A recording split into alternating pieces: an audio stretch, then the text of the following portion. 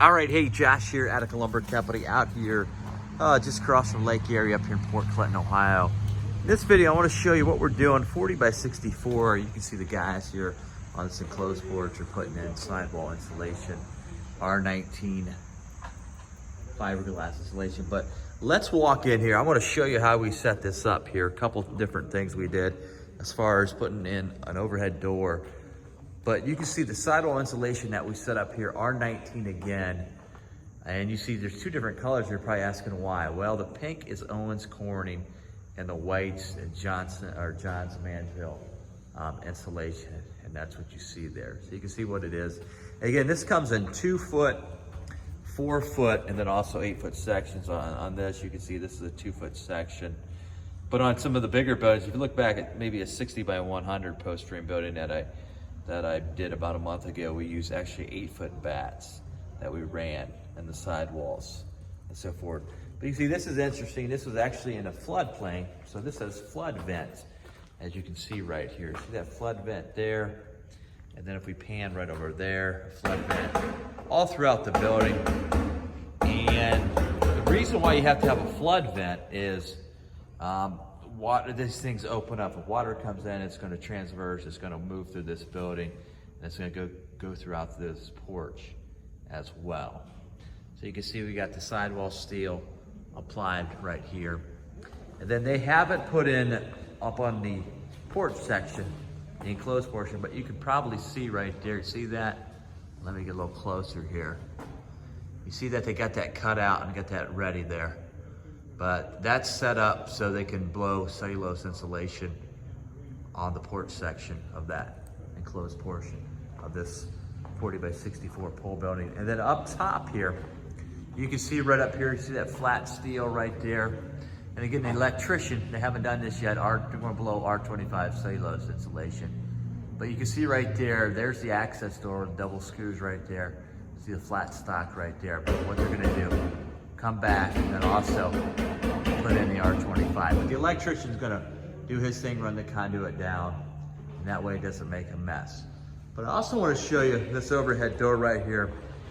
Again, this is a Clopay, as you can see right here, Clopay door. But I'll show you a little technique you want to keep in mind so you don't hit.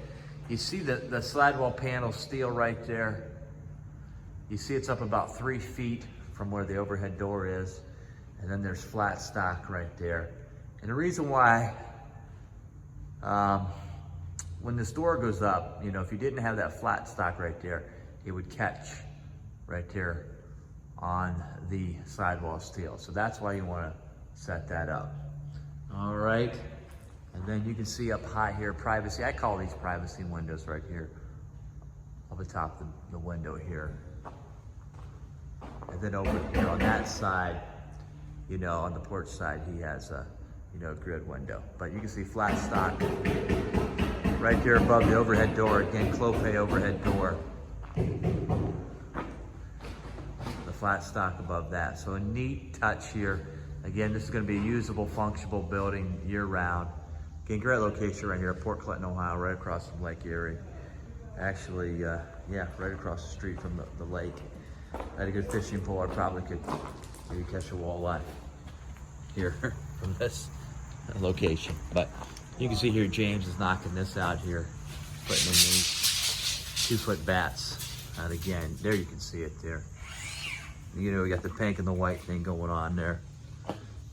The Owens Corning, and then also the Johns Manville insulation, so forth. But you can see what we did here as far as the flood vents on this enclosed portion there. See that we put a gap in it. We cleared this with the code inspector up here in Ottawa County, but you can see how we built that out.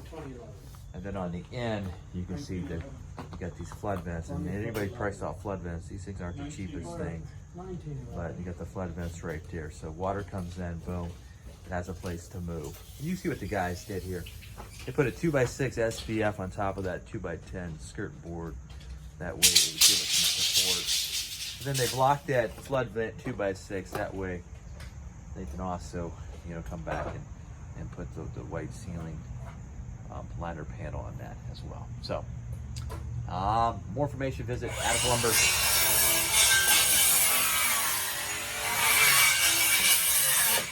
More information, visit atticlumber.com. Keep following the journey. Like the video, boom, thumbs up. Attic Lumber since 1925.